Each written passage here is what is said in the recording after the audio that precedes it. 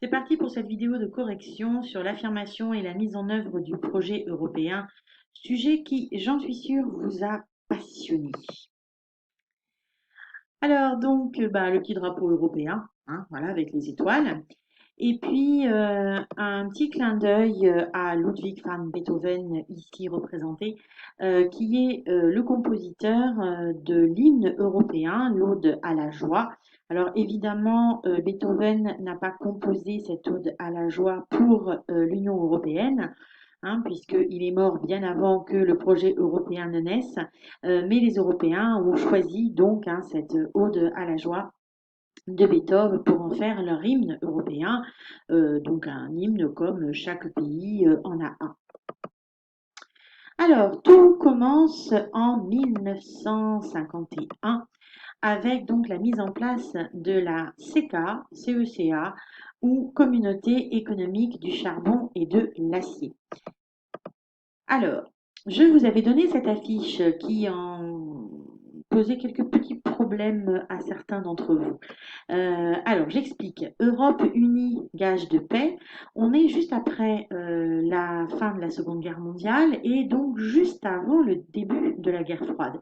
On est dans ces années 1945-1947 où les États-Unis et l'URSS sont encore, on peut dire, copains, alliés, en tout cas de façade.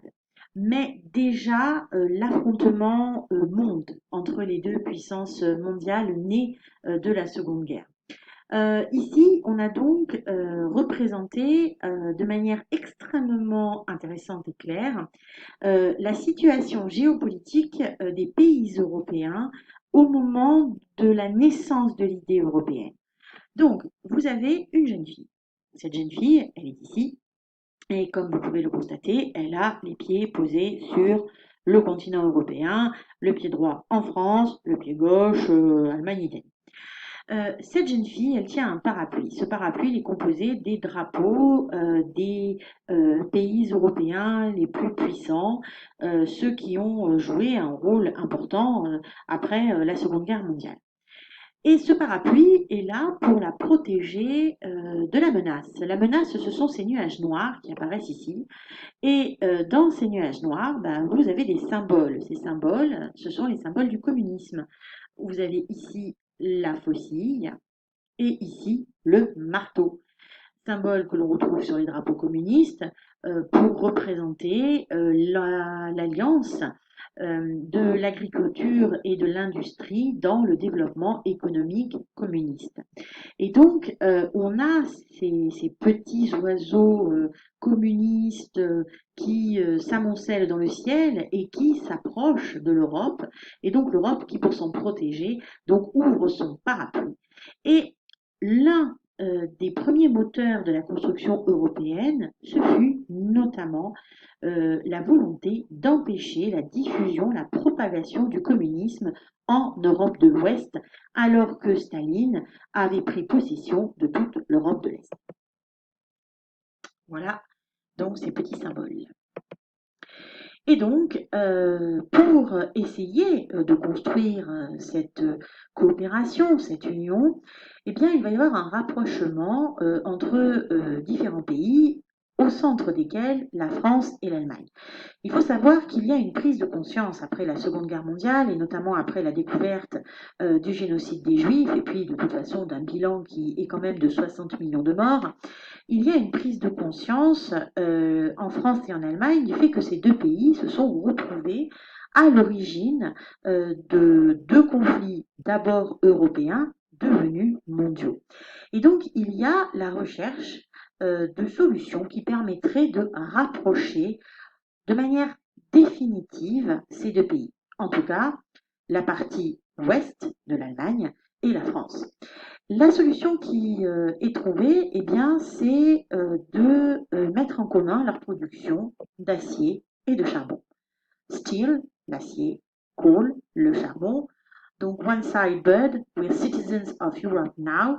Donc, hein, voilà, nous sommes tous les deux du même côté maintenant, un seul côté. Hein, nous sommes citoyens de l'Europe, avec ici donc sur acier le nom de Schuman, le plan Schuman, l'un des pères fondateurs de l'Europe. Et donc, euh, l'idée est très simple. L'acier et le charbon sont des productions absolument essentielles à la fabrication d'armements. Si la France et l'Allemagne mettent en commun ces productions, eh bien, la France et l'Allemagne ne pourront plus se faire la guerre comme ce fut le cas par le passé. Voilà comment commence l'histoire de construction européenne. Alors ici, vous avez donc la photographie hein, de ceux qui sont considérés comme les deux pères de l'Europe, Robert Schuman et Jean Monnet, au moment de la signature donc de ce premier traité européen. Ensuite, la deuxième étape est franchie en 1957 avec la signature du traité de Rome. Alors là, on passe un cap supérieur, celui de mettre en place un marché commun européen. Un marché commun regroupant donc la France et l'Allemagne. Vous remarquerez, alors rien n'est jamais laissé au hasard dans une caricature, hein, c'est pour ça que j'adore les caricatures. Ils sont devant la France et l'Allemagne. Ce sont ceux qui sont en tête du marché. Donc la France et l'Allemagne, mais aussi la Belgique, les Pays-Bas ou la Hollande, le Luxembourg et l'Italie. Ici, donc, vous avez une représentation de Schuman, hein, voilà. Et là, vous avez la représentation de la République française de Marianne avec le bonnet phrygien que vous avez donc ici. Bon, alors, Marianne n'a pas l'air forcément très sympathique. Mais donc, cette caricature, elle représente la mise en place d'un marché commun. Et donc, ce marché commun consiste dans le fait de supprimer les douanes à l'intérieur des frontières hein, donc de ces six pays. En gros, les marchandises circulent librement. Si l'Allemagne vend des produits à la France, eh bien, quand les produits allemands passent à la frontière pour entrer en France, il n'y a pas de droit de douane à payer.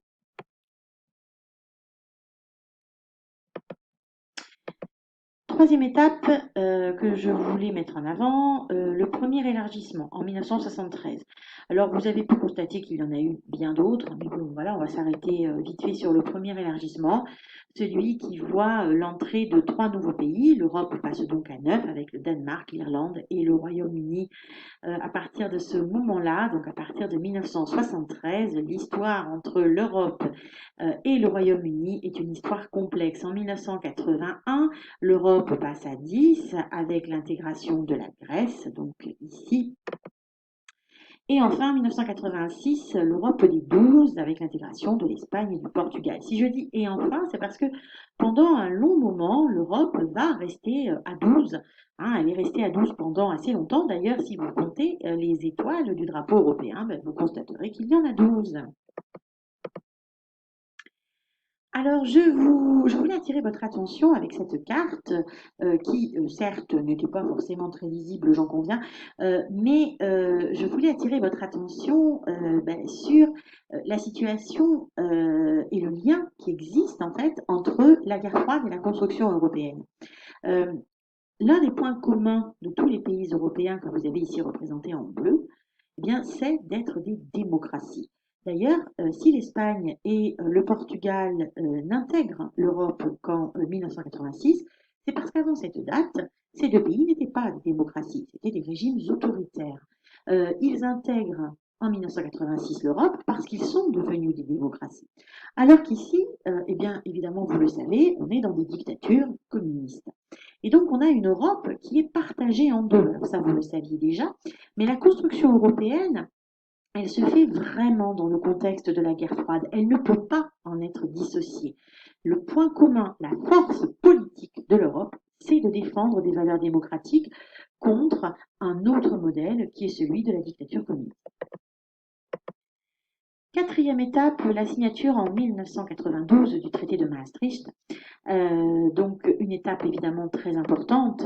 Donc ici, je vous avais mis la petite caricature donc, qui voyait donc se présenter à la porte du château européen le président français François Mitterrand, qui en 1992 est président de la République, le voici, et le chancelier allemand Helmut Kohl, qui était au pouvoir en Allemagne à cette époque. Et donc, hein, voilà, le soldat européen mot de passe, hein, et donc Mitterrand qui lui dit Maastricht et Helmut qui lui répond mais où tu vas chercher tout ça, hein, donc la caricature là aussi est assez révélatrice du fait que Mitterrand est l'un des principaux acteurs avec l'Allemagne de ce traité de Maastricht en 1992.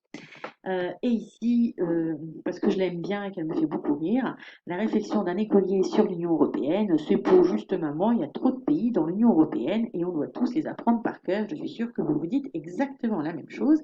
Et c'est vrai qu'en 1992, au moment de la signature du traité de Maastricht, eh bien, la communauté économique européenne devient l'Union européenne que l'on connaît aujourd'hui.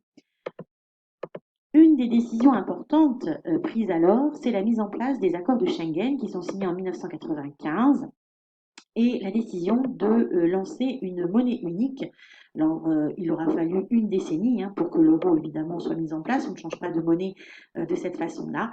Alors, les accords de Schengen, d'abord, il s'agit de supprimer, en fait, les frontières. Enfin, il y avait le contrôle aux frontières pour les personnes. Schengen, c'est la libre circulation des personnes. Ben, vous allez en Allemagne, ben, vous passez la frontière sans présenter une pièce d'identité à la douane. D'où cette caricature, hein, j'ai une bonne nouvelle, on n'a plus besoin de vous. Et puis l'autre décision importante donc, de Maastricht, c'est l'euro, un billet pour l'aventure, hein, ici avec une espèce de Superman européen hein, qui voilà, présente la pièce de 1 euro. Cet euro qui a été décidé pour euh, fortifier l'économie européenne et la rendre beaucoup plus compétitive et concurrentielle face à l'époque à ses deux principaux concurrents qui étaient le dollar américain et la monnaie japonaise, le yen.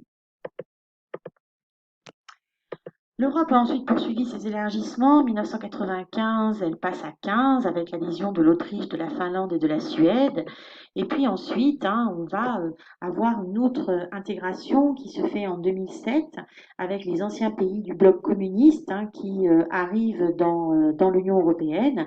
Donc un pont hein, pour l'avenir, hein, eine Brücke in die Zukunft. Et donc ici, hein, bienvenue européens de l'Est. Donc après la chute de l'URSS, la disparition du communisme en Europe de l'Est, les pays d'Europe de l'Est ont, pour une grande partie d'entre eux, montré leur volonté d'intégrer l'Union européenne, et ça a été le cas donc pour un grand nombre d'entre eux à partir de 2007. Dernière entrée en 2013, la Croatie dans l'Union européenne, hein, qui est l'un des derniers pays à être entré. En 2007, c'est la signature du traité de Lisbonne qui essaie de donner un cadre politique à l'Union européenne avec une constitution européenne. Mais les difficultés s'accumulent. Alors j'aime beaucoup cette caricature. Vous avez donc ici en 1957 6 convives à la table. Donc en gros les pays européens. Hein. Bon, la dame arrive avec du café, ils sont tous très contents, ils disent oui merci. Et puis hop là, je reviens à la précédente. En 2014, c'est beaucoup plus compliqué parce que ils sont beaucoup plus nombreux et personne ne veut la même chose. Hein. Qui veut un café, qui veut un thé, qui veut un café avec du lait, etc., etc. Et cela montre de manière extrêmement claire l'une des principales problématiques de l'Europe, c'est que prendre des décisions à 6, c'est déjà pas facile, mais ça se fait. Prendre des décisions à 25, 27, 28, puis à nouveau 27, c'est très compliqué.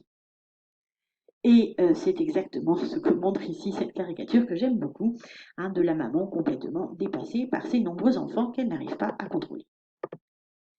Et cette histoire, elle se termine, alors pas tout à fait bien évidemment, mais en ce qui concerne la construction européenne, avec le Brexit anglais. Donc en 2016, une majorité d'Anglais a voté pour sortir de l'Union européenne. Hein, voilà, donc l'Angleterre et l'Europe divorcent depuis le temps qu'on est ensemble. Ça va te coûter cher en pension alimentaire, dit la reine d'Angleterre. Euh, donc, et on est dans une situation extrêmement particulière, puisque c'est la première fois qu'un pays sort de l'Union européenne, donc c'est un grand pas dans l'inconnu. Ce pas dans l'inconnu, il l'est autant pour les Anglais que pour les autres Européens, et il est très difficile de savoir quelles seront les conséquences politiques, économiques, sociales de cette décision britannique. Donc c'est une histoire à suivre.